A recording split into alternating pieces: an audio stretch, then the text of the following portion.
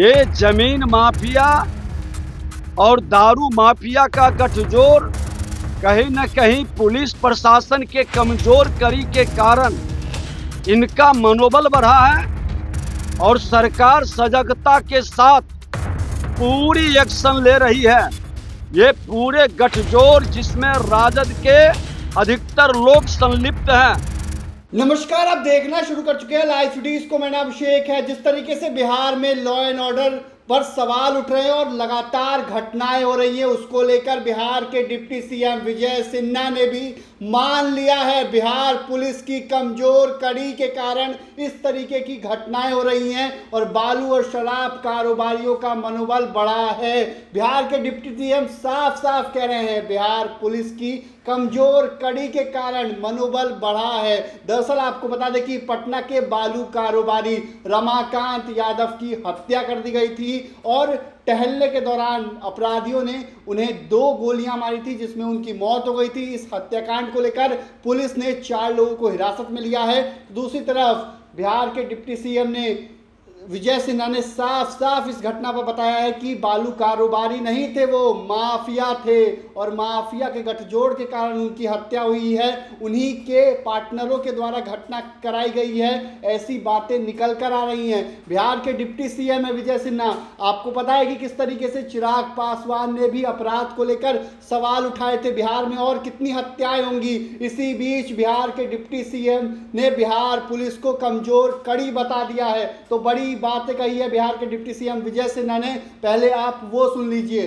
देखिए, law and order पर आप देख लें कि घटना के बाद त्वरित कार्रवाई हो रही है और मैं बार बार प्रश्न उठा रहा हूं कि इस घटना में जो जमीन माफिया का हो, बालू माफिया पर भी जिसकी हत्या हुई है उसके बारे में भी लोग जानता है कि किस तरह से पूरी तरह से बालू के अंदर नेटवर्किंग और माफियागिरी करता था। डायरेक्ट वो कारोबारी नहीं थे, कई लोग पार्टनरशिप में थे। पार्टनरशिप के आपसी लोग कहते हैं कि लड़ाई के कारण ये घटना घटित हुआ, लेकिन कोई भी घटना दुखद दुर्भाग्यपूर्ण है।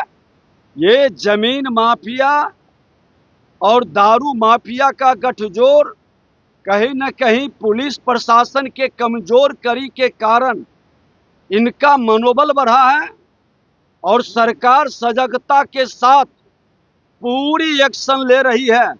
ये पूरे गठजोड़ जिसमें राजद के अधिकतर लोग संलिप्त हैं। आज देखें, जितनी घटना घट रही है सबका लिंक राजद से क्यों मिलता है।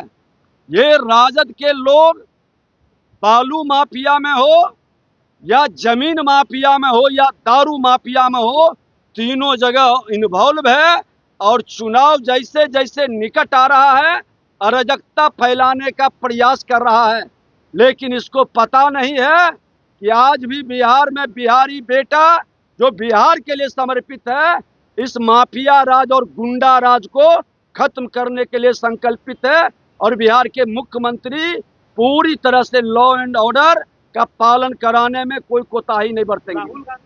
उड़ीसा में बोल रहे हैं कि जिस तरह के महाराष्ट्र में चुनाव में कोशिश करें, दूसरी तरफ बिहार में सामान्य तैयारी की प्रयास किया जा रहा है। राहुल गांधी ब्रेनलेस हैं, इनके पास अपना ब्रेन है ही नहीं।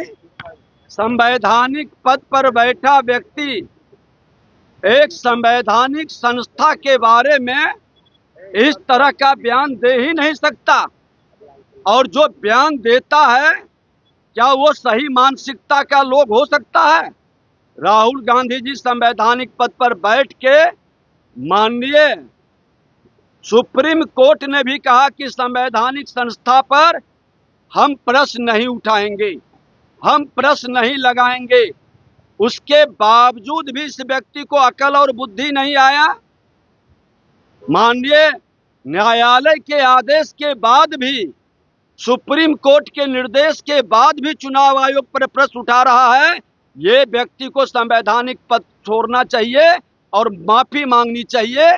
ये अप्पू और पप्पू दोनों समाज को भ्रमित करने का, संविधान का अपमान करने का और संवैधानिक संस्था के बारे में पूरी तरह से भ्रम फैलाने का ठेका ले चुका है। तो आपने सुना कि बिहार के डिप्टी सीएम विजय सिन्हा ने क्या कुछ कहा है। बिहार पुलिस की कमजोर कड़ी के कारण बिहार में अपराध बढ़ रहा है, बिहार में बालू माफिया, शराब माफिया का मनोबल बढ़ रहा है। तो बिहार के डिप्टी सीएम ने भी मान लिया है, एक तरीके से उन्होंने मान लिया है कि बिहार में अपराध बढ़ रहा है और क्राइम किस तरीके से बढ़ रहा है। हालांकि उन्होंने ये भी कहा है कि क्राइम होने के बाद घटनाओं पर पुलिस तुरंत तत्काल कार्रवाई करती है, अपराधियों को पकड़ा जाता है, अपराधी छूटे नहीं जाते हैं, बख्शे नहीं जाते हैं और कार्रवाई की जाती है। लेकिन जिस तरीके से सवाल उठ रहे थे, चिराग पासवान ने सवाल उठाए थे, वहीं जीतन राम मांझी ने चिराग के सवालों का जवाब भी दिया था। इसी बीच डिप्टी सीएम ने बड़ी बात कही है, जिस तरीके से बालू कारोबारी